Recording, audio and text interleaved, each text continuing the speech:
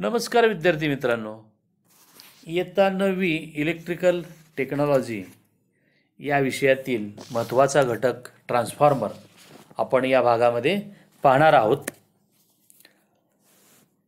यामध्ये तुम्हाला दाखविल्याप्रमाणे अशा वस्तू कुठेतरी पाहायला मिळालेल्या असतील। पहा, रस्त्याच्या कडेला मोठमोठ्या 2 खांबावर किंवा 4 खांबावर हे पहा अशा मोठ्या ह्या वस्तू ठेवलेल्या असतील, किंवा घरगुती कुठेतरी उपकरणामध्ये टीव्ही असेल, संगणक असेल, अशामध्ये तुम्हाला अशा वस्तू पाहायला मिळाल्या असतील आणि यालाच ट्रान्सफॉर्मर असं म्हणतात। तर ही ट्रान्सफॉर्मर स्थिर साधन आहे बघा, म्हणजे त्या साधनामध्ये कोणताही घटक भाग फिरत नाही, म्हणजे स्थिर आहे। परंतु त्यातील प्रत्येक भाग हा जरी फिरत नसला तरी तो कार्यरत असतो। आणि म्हणजे या ट्रान्सफॉर्मरच्या साहाय्याने आपण विजेचा दाब किंवा प्रवाह कमी किंवा जास्त करता येतो। विद्यार्थी मित्रांनो, तुमच्या घरी जी वीज आलेली आहे किंवा विजेचा पुरवठा जो झालेला आहे तो 230 व्होल्ट या दाबाने केलेला आहे। परंतु तुमच्या घरी जो विद्युत पुरवठा केला गेला तो विद्युत पुरवठा हा वेगवेगळ्या टप्प्यामध्ये जाऊन मग तुमच्या घरी तो विद्युत पुरवठा केलेला आहे। म्हणजे सुरुवातीला विजेची निर्मिती केली जाते, त्यानंतर विजेचं परिवहन केलं जातं आणि नंतर विजेचं वितरण केलं जातं। आणि हे सर्व 3 फेज सप्लाय पद्धतीनं केलं जातं। आणि आपल्या घरामध्ये जो सप्लाय असतो तो सिंगल फेज सप्लाय पद्धतीनं पुरवठा केलेला असतो। भारतीय मानक संस्थेने अशा वेगवेगळ्या टप्प्यासाठी वेगवेगळं व्होल्टेज निश्चित केलं आहे। म्हणजे पहा, विजेची निर्मिती ही 11 किलो व्होल्टनं केली जाते, म्हणजे 11,000 व्होल्टनं केली जाते। आणि 440 किलो व्होल्ट आणि 220 किलो व्होल्टनं त्या विजेचं परिवहन केलं जातं। आणि हे परिवहन केलेलं व्होल्टेज पुन्हा 132 kilo volt, 66 kilo volt, 33 kilo volt आणि 11 किलो व्होल्टच्या साहाय्यानं वितरित केलं जातं। आपल्या घराच्या आसपास जो ट्रान्सफॉर्मर बसवलेला आहे त्या ट्रान्सफॉर्मरला 11 किलो व्होल्टचा सप्लाय दिलेला असतो आणि त्या ट्रान्सफॉर्मरपासून 440 व्होल्ट सप्लाय घेतलेला असतो। आणि तो 440 व्होल्ट सप्लाय आपल्या घराच्या बाहेर जो रस्ता आहे त्या रस्त्याच्या कडेला जे विजेचे खांब आहेत त्या खांबावरून तो सप्लाय पाठवलेला असतो आणि त्यापासून आणि आपल्याला 230 व्होल्ट सप्लाय घरामध्ये दिलेला असतो। त्या खांबावरून जाणारा सप्लाय हा 3 फेज पद्धतीचा असतो आणि तिथून आपण सिंगल फेज पद्धतीनं विद्युत पुरवठा आपल्या घरामध्ये घेतलेला असतो। आपण ट्रान्सफॉर्मरचं तत्त्व पाहूया। ट्रान्सफॉर्मर हा इलेक्ट्रोमॅग्नेटिक इंडक्शनचा म्युच्युअल इंडक्शनच्या क्रियेनुसार हा कार्य करत असतो। म्हणजे पहा, एका कॉईलला सप्लाय देऊन, ही एक कॉईल आहे पहा आणि ही दुसरी कॉईल आहे। विद्युतदृष्ट्या ह्या दोन्ही कॉईल एकमेकांना जोडलेल्या नाहीत। तर या एका कॉईलला सप्लाय देऊन तिच्या चुंबकीय क्षेत्रात, म्हणजे लाल रंगानं हे जे दाखवलेलं आहे हे चुंबकीय क्षेत्र आहे, या चुंबकीय क्षेत्रात आपण जर ही दुसरी कॉईल ठेवली तर पहिल्या कॉईलच्या चुंबकीय रेषा, म्हणजे या चुंबकीय रेषा दुसऱ्या कॉईलकडून छेदल्या जातात। ही जी कॉईल आहे या कॉईलकडून या चुंबकीय रेषा छेदल्या जातात किंवा कापल्या जातात आणि मग फॅरेडेच्या नियमानुसार या कॉईलमध्ये EMF म्हणजेच विद्युतदाब निर्माण होतो आणि याच तत्वावर हा आपला ट्रान्सफॉर्मर कार्य करतो। कार्यपद्धत पाहूया ट्रान्सफॉर्मरची आपण। ट्रान्सफॉर्मरमध्ये एकाच लॅमिनेटेड कोअरवर, म्हणजे ही पाही कोअर आहे, हा जो चौकोनी भाग दाखवलेला आहे ही कोअर आहे, याच्यावर 2 अशा स्थिर कॉईल, ह्या ज्या कॉईल दाखवलेल्या आहेत हे स्थिर आहेत, या कॉईलची कुठल्याही प्रकारे हालचाल होत नाही आणि अशा स्थिर कॉईल बसवलेल्या असतात.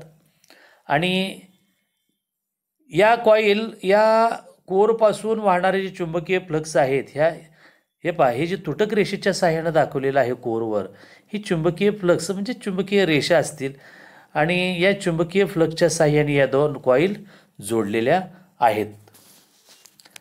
आपण ज्या कॉईलला सप्लाय किंवा विद्युत पुरवठा करतो त्या कॉईलला प्रायमरी कॉईल किंवा प्रायमरी वाइंडिंग असं म्हणतात. इथं ह्या आकृतीमध्ये या कॉईलला विद्युत पुरवठा केलेला आहे,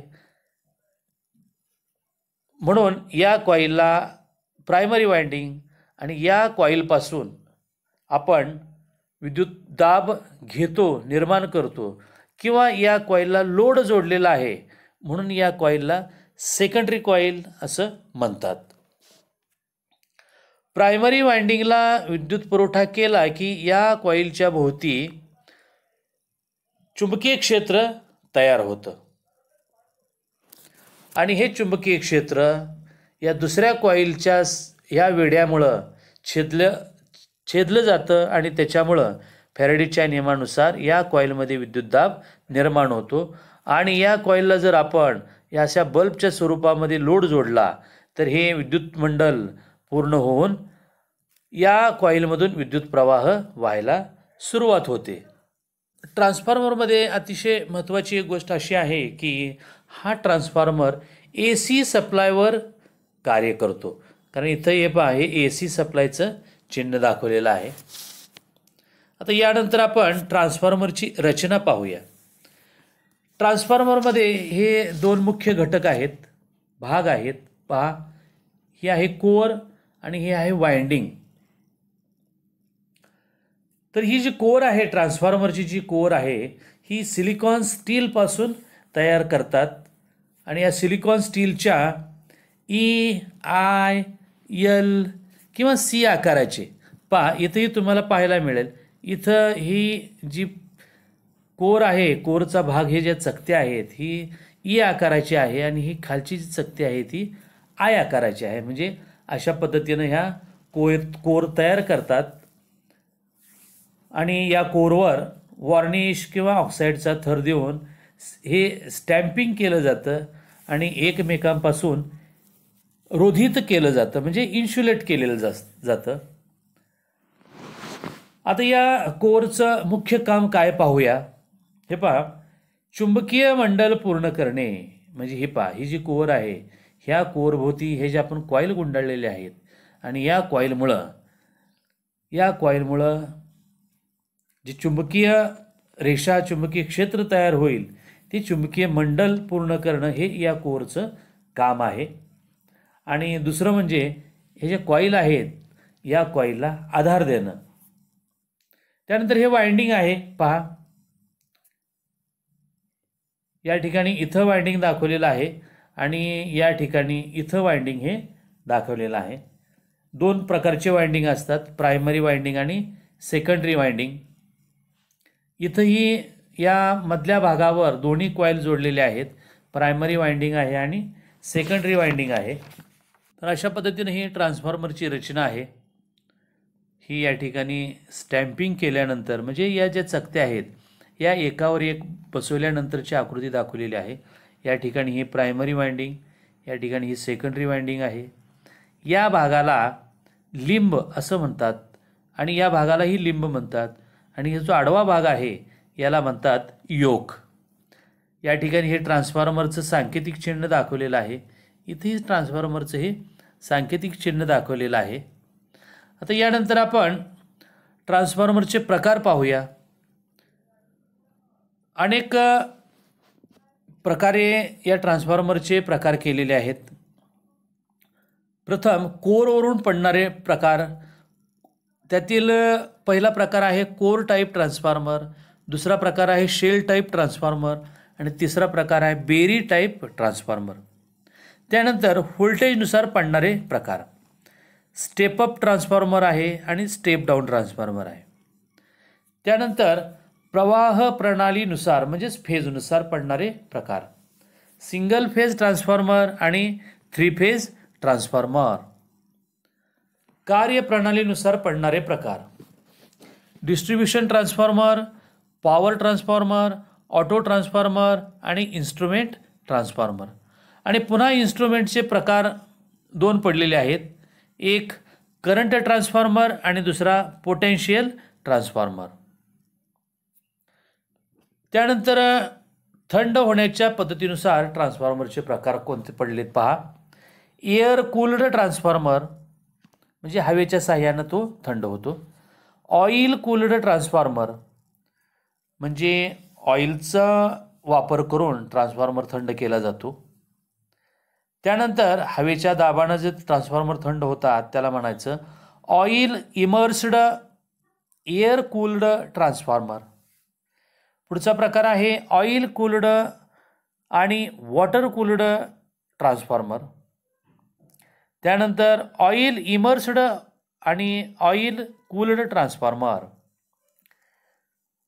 आपण यातील काही प्रकार सविस्तर पाहणार आहोत. त्यापैकी पहिला आहे कोअरवरून पडणारे प्रकार. कोअरवरून जो प्रकार पडतात त्यातील पहिला प्रकार आहे कोअर टाईप ट्रान्सफॉर्मर. हे पहा, ह्या कोअर आयताकृती असतात आणि हे पहा, ह्या एल आकाराचे स्टॅम्पिंग म्हणायचं याला, हे स्टॅम्पिंग असतात किंवा यू आकाराचे स्टॅम्पिंग आणि आय आकाराचं स्टॅम्पिंग. आणि असे एकावर एक ठेवून अशा पद्धतीनं ही कोअर तयार होते आणि म्हणून याला म्हणायचं कोअर टाईप ट्रान्सफॉर्मर. या कोअर टाईप ट्रान्सफॉर्मरमध्ये दोन लिंब असतात. हे पहा, हे दोन उभे भाग म्हणजे लिंब आणि एकच चुंबकीय मंडल. हे पहा, चुंबकीय मंडल हे एकच. कोअरच्या प्रत्येक लिंबवर म्हणजे या प्रत्येक लिंबवर अर्धी प्रायमरी वाइंडिंग आणि अर्धी सेकंडरी वाइंडिंग गुंडाळून त्यांची सिरीज जोडणी केलेली असते. त्यामुळे लिकेज फ्लक्स कमी होतो आणि त्यामुळंच ट्रान्सफॉर्मरची कार्यक्षमता वाढते. ही वाइंडिंग करत असताना लो व्होल्टेज वाइंडिंगचा भाग हा कोअरच्या जवळ गुंडाळला जातो आणि लो व्होल्टेज वाइंडिंग नंतर पुन्हा हाय व्होल्टेज वाइंडिंग केली जाते. वाइंडिंग कोअरचा हा भाग बहुतांश भाग व्याप्त करतात. त्यामुळं हवेनी वाइंडिंग हे थंड राहते आणि हे ट्रान्सफॉर्मर जे आहेत या पद्धतीने तयार केलेले हे ट्रान्सफॉर्मर नेहमी जास्त व्होल्टेज आणि कमी आउटपुटसाठी वापरतात. हे पहा, अशा पद्धतीनं इथं वाइंडिंग केलेली दाखवलेली आहे. आतमध्ये इथं दाखवलेलं आहे पहा, लो व्होल्टेज वाइंडिंग आहे आणि ही हाय व्होल्टेज वाइंडिंग इथं दाखवलेली आहे. ही कोअर आहे. ह्या लिंबवर अर्धी वाइंडिंग आणि ह्या लिंबवर अर्धी वाइंडिंग करून दोन्ही वाइंडिंगचे सिरीज कनेक्शन केलेलं असतं. त्यानंतर दुसरा प्रकार आहे शेल टाईप ट्रान्सफॉर्मर. या ट्रान्सफॉर्मरच्या कोअर बनवण्यासाठी ई आकार पहा, हा एक ई आकाराची स्टॅम्पिंग आहे, इथंही दाखवलेलं आहे अशा पद्धतीनं, आणि आय आकाराचं किंवा दोन्ही स्टॅम्पिंग ई आकाराचे परंतु लहान मोठ्या आकारानं तयार करून ह्या कोअर तयार करतात. या कोअरची सरासरी लांबी ही कमी असते आणि कोअर टाईप ट्रान्सफॉर्मरमध्ये जसं या लिंब दोन होत्या तशा या शेल टाईप ट्रान्सफॉर्मरमध्ये या लिंब म्हणजे उभे भाग, कोअरचे उभे भाग हे 3 असतात आणि विद्युत मंडल मात्र 2 असतात. पहा, अशा पद्धतीने हे एक विद्युत मंडल होईल आणि हे दुसरं विद्युत मंडल तयार होईल. म्हणजेच चुंबकीय मंडल. आपण या कोअरचा उपयोग ह्या चुंबकीय मंडल पूर्ण करण्यासाठी ज्या पद्धतीनं केला जातो म्हणून हे दोन चुंबकीय मंडल इथं तयार होतात. कोअरच्या मधल्या लिंबवर म्हणजे हे या भागावर प्रायमरी आणि सेकंडरी वाइंडिंग बसवलेले असतात. एकाच कॉइलमध्ये प्रायमरी आणि सेकंडरी वाइंडिंग केलेली असते. वाइंडिंगचा बहुतांश भाग हा कोअरने झाकलेला असतो, त्यामुळे वाइंडिंग ही सुरक्षित असते. कारण इथं वाइंडिंग केल्यामुळं आणि दोन्ही बाजूला कोअरचा हा भाग असल्यामुळं ही वाइंडिंग इथं सुरक्षित राहते. आणि त्यामुळं कोर ही लवकर थंड होते. हा ट्रान्सफॉर्मर कमी व्होल्टेज आणि जास्त आउटपुटसाठी वापरतात. म्हणजे पहा, या शेल टाईप ट्रान्सफॉर्मरमध्ये या मधल्या भागावर म्हणजेच मधल्या लिंबवर ही पिवळ्या रंगाने जे दाखवलेलं आहे ही कॉईल केलेली आहे. म्हणजे हा शेल टाईप ट्रान्सफॉर्मर झाला. कोर जास्तीत जास्त उघडी आहे त्यामुळं थंड लवकर होते आणि ह्या कडेला कोर असल्यामुळं मध्ये वाइंडिंग ही सुरक्षित राहते. त्यानंतर बेरी टाईप ट्रान्सफॉर्मर. दंडगोलाकार कोर हा आयताकृती स्टॅम्पिंगपासून तयार केलेला असतो. म्हणजे पहा, दिसताना तुम्हाला दंडगोलाकार दिसेल परंतु आयताकृती स्टॅम्पिंगपासून अशा पद्धतीने हे दंडगोलाकार कोर बनवलेले असते. सर्व चकत्यांची एकच बाजू म्हणजे स्टॅम्पिंगची एकच बाजू एकत्र केलेली. बघा, सर्व स्टॅम्पिंगची एकच बाजू आपण इथं एकत्र केलेली आहे आणि या बाजूवर ही वाइंडिंग गुंडाळलेली असते. त्यामुळं प्रत्येक स्टॅम्पिंगची एक बाजू वाइंडिंगच्या बाहेरून आलेली असते. म्हणजे पहा, इथं जर वाइंडिंग अशी केलेली असेल तर प्रत्येक स्टॅम्पिंगची एक बाजू अशी बाहेरून आलेली असते आणि ही रचना थोडी किचकट असल्यामुळं दुरुस्तीसाठीही कठीण आहे. वाइंडिंग अशा मध्य ठिकाणी बसवायचं असल्यामुळं थोडंसं वाइंडिंग बसवण्यास हे अवघड जातं. त्यामुळं हे प्रकारचे ट्रान्सफॉर्मर विशेष उपयोगामध्ये नाहीत. त्यानंतर व्होल्टेजनुसार पडणारे प्रकार पाहूया आपण. पहिला प्रकार आहे स्टेप अप ट्रान्सफॉर्मर. ज्या ट्रान्सफॉर्मरच्या साहाय्यानं व्होल्टेज वाढविता येतं. म्हणजेच प्रायमरी बाजूला दिलेल्या व्होल्टेजचे सेकंडरी बाजूवर जर जास्त व्होल्टेजमध्ये रूपांतर होत असेल तर त्याला म्हणायचं स्टेप अप ट्रान्सफॉर्मर. कोर आहे ही प्रायमरी वाइंडिंग, ही सेकंडरी वाइंडिंग. या वाइंडिंगला आपण जेवढा विद्युतदाब देतो त्यापेक्षा जर विद्युतदाब इथं आपल्याला जास्त मिळत असेल तर याला म्हणायचं स्टेप अप ट्रान्सफॉर्मर. आणि या ट्रान्सफॉर्मरमध्ये प्रायमरी वाइंडिंगचे वेढे हे सेकंडरी वाइंडिंगपेक्षा कमी आहेत. म्हणजे प्रायमरीला कमी वेढे आहेत आणि सेकंडरी वाइंडिंगला जास्त वेढे आहेत. त्यानंतर दुसरा प्रकार पहा, स्टेप डाऊन ट्रान्सफॉर्मर. या ट्रान्सफॉर्मरमध्ये प्रायमरी वाइंडिंगला दिलेल्या व्होल्टेजपेक्षा जर सेकंडरी वाइंडिंगमध्ये आपल्याला जर व्होल्टेज कमी मिळत असेल तर याला म्हणायचं स्टेप डाऊन ट्रान्सफॉर्मर. आणि या ट्रान्सफॉर्मरमध्ये प्रायमरी वाइंडिंगचे वेढे हे जास्त असतात आणि सेकंडरी वाइंडिंगचे वेढे हे कमी असतात. यानंतर आपण ट्रान्सफॉर्मरचं स्पेसिफिकेशन पाहूया. आपण जेव्हा एखाद्या दुकानात जातो आणि एखादी वस्तू घेतो तेव्हा त्या वस्तूचं वर्णन विशिष्ट पद्धतीनं करून आपण त्या दुकानदाराकडून ती वस्तू घेतो.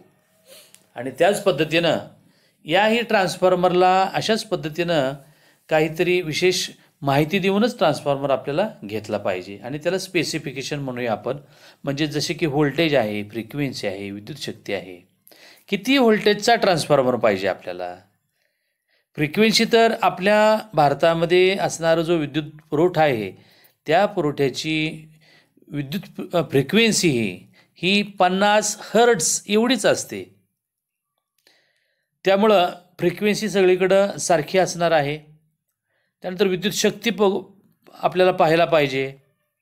किती ॲम्पियरचा तो ट्रान्सफॉर्मर आहे, म्हणजे त्याच्यावर लोड किती आपल्याला जोडता येईल, किती जोडायचं आहे, मग त्यानुसार किती ॲम्पियरचा ट्रान्सफॉर्मर घ्यायचा. अशा पद्धतीनं ती ॲम्पियरची कॅपॅसिटी ही आपल्याला माहीत असली पाहिजे. बऱ्याच वेळेला घरगुती वापरामध्ये आपण जे ट्रान्सफॉर्मर घेतो ते 12 व्होल्ट 9 व्होल्टचे घेतो. तेव्हा 12 व्होल्टचा जर ट्रान्सफॉर्मर घेतला म्हणजे हे पहा 230 व्होल्ट बाय 12 व्होल्ट या पद्धतीनं म्हटलं जातं. तर 230 व्होल्ट प्रायमरी वाइंडिंगला दिलेला विद्युतदाब आणि सेकंडरी वाइंडिंगपासून मिळणारा विद्युतदाब आपल्याला 12 व्होल्ट असतो. त्याच पद्धतीनं 230 किंवा 240 व्होल्टेज प्रायमरी वायंडिंगला दिलं जातं आणि 9 व्होल्ट सप्लाय हा सेकंडरी वायंडिंगमधून घेतला जातो. तर अशा पद्धतीचे हे ट्रान्सफॉर्मर घरगुती वापरासाठी जास्त वापरले जातात. ट्रान्सफॉर्मर हे एक मशीन आहे म्हटल्यावर लॉसेस हे आलेच. आता लॉस म्हणजे आपण काय समजतो? तोटा. म्हणजे आता ट्रान्सफॉर्मरचा तोटा म्हणजे काय? तर ट्रान्सफॉर्मरची जी कार्यक्षमता आहे त्या कार्यक्षमतेमध्ये जर कमतरता भासत असेल कुठं, तर त्याला म्हणायचं ट्रान्सफॉर्मरचे लॉसेस. ट्रान्सफॉर्मरची जी वायंडिंग आहे, प्रायमरी वायंडिंग आणि सेकंडरी वायंडिंग, ही वायंडिंग कॉपरपासून म्हणजेच तांब्यापासून बनवलेली असते आणि तांबे हे वाहक आहे. वाहक जरी असलं तरी त्याचा स्वतःचा काही विरोध आहे आणि त्या विरोधाच्या गुणधर्मामुळं म्हणजे वायंडिंगचा जो रोध आहे त्यामुळं आणि त्याच्यामधून वाहणारा प्रवाह याच्यामुळं ज्या वायंडिंगमध्ये जी उष्णता निर्माण होईल त्या निर्माण झालेल्या उष्णतेमुळं कॉपर लॉस निर्माण होतात, म्हणजे कार्यक्षमतेवर परिणाम होतो. त्याच पद्धतीनं आपण पाठीमागे कोअरचा अभ्यास केला आणि कोअर सिलिकॉन स्टीलपासून बनवलेले असतात असं पाहिलेलं आहे. तर स्टील म्हणजेच लोखंडातला भाग आला आणि आयर्न म्हणजे लोखंड, आणि या लोखंडाच्या गुणधर्मामुळे स्टीलच्या गुणधर्मामुळे जे काय लॉस निर्माण होणार आहेत त्याला म्हणायचं आयर्न लॉस. आता ते लॉस कोणते आहेत ते पाहूया आपण. आयर्न लॉस 2 प्रकारचे असतात, इडी करंट लॉस आणि हिस्टेरिसिस लॉस. त्यामध्ये इडी करंट लॉस पाहूया आपण. या आकृतीमध्ये ही जी कोर दाखवलेली आहे ही अखंड स्वरूपाची दाखवलेली आहे आणि इथं अशा चकत्यापासून बनवलेली दाखवलेली आहे. परंतु ट्रान्सफॉर्मर याच पद्धतीनं स्टॅम्पिंगपासून चकत्यापासून कोर बनवून ट्रान्सफॉर्मर तयार करतात. परंतु जर अशा पद्धतीनं अखंड स्वरूपाची जर कोर तयार केली तर या चुंबक क्षेत्रामध्ये जो बदल होतो आणि त्या बदलामुळं हा जो इडी करंट उत्पन्न होतो, म्हणजे पहा आपण बोहरा म्हणतो आपण, एकाच ठिकाणी गोलगोल फिरणं, त्या पद्धतीनं हा विद्युत प्रवाह इथं निर्माण होतो आणि त्याच्यामुळं जी उष्णता तयार होते त्या उष्णतेमुळं जो लॉस होतो त्याला म्हणतात इडी करंट लॉस. आणि हे जर कमी करायचं असेल, हे टाळायचं असेल तर स्टॅम्पिंग अशा अखंड न करता अशा आपण चकत्यापासून ह्या कोर तयार कराव्या लागतात. त्यानंतर हिस्टेरिसिस लॉस. प्रवाह 2 प्रकारचे असतात, AC प्रवाह आणि DC प्रवाह. DC प्रवाह हे बदलत नाहीत, मात्र AC प्रवाहामध्ये बदल होतो आणि म्हणून त्याची फ्रिक्वेन्सी 50 हर्ट्झ आहे आपल्या. आणि या वारंवार जो बदल होतो त्यामुळं चुंबकीय क्षेत्र आणि त्या चुंबकीय रेषांना जो अडथळा निर्माण होतो आणि त्यामध्ये जी शक्ती वाया जाते त्याचं रूपांतर उष्णतेमध्ये होतं आणि याला म्हणतात हिस्टेरिसिस लॉस. त्यानंतर मॅग्नेटिक लिकेज लॉस. आपण मागे आकृतीमध्ये पाहिलं की प्रायमरी कॉइलपासून उत्पन्न होणारे जे चुंबकीय रेषा आहेत त्या सर्वच्या सर्व रेषा ह्या सेकंडरी वायंडिंगकडून छेदल्या जात नाहीत आणि ज्या चुंबकीय रेषा छेदल्या जात नाहीत त्या इतर ठिकाणी जात असल्यामुळं जो लॉस होतो त्यामुळं त्याला म्हणतात मॅग्नेटिक लिकेज लॉस. आता आपण ट्रान्सफॉर्मरचे उपयोग पाहूया. सेल चार्जरमध्ये ट्रान्सफॉर्मरचा उपयोग होतो. त्यानंतर इमर्जन्सी टॉर्च आहे, इमर्जन्सी लाईट आहे. त्यानंतर आपल्या घरामध्ये जी उपकरणं आहेत, TV आहे, व्होल्टेज स्टॅबिलायझर आहे, इन्व्हर्टर आहे, संगणक आहे, अशा ठिकाणी ट्रान्सफॉर्मरचा प्रामुख्यानं उपयोग केला जातो. त्यानंतर आपण बाहेर जर पाहिलं आपल्या गावात शेजारी जवळपास MSCB आपण म्हणतो, MSCB असते, त्यामध्ये आपल्याला मोठमोठे ट्रान्सफॉर्मर पाहायला मिळतात आणि ते ट्रान्सफॉर्मर विद्युत शक्तीचे वितरण आणि वहन करण्यासाठी असतात. धन्यवाद.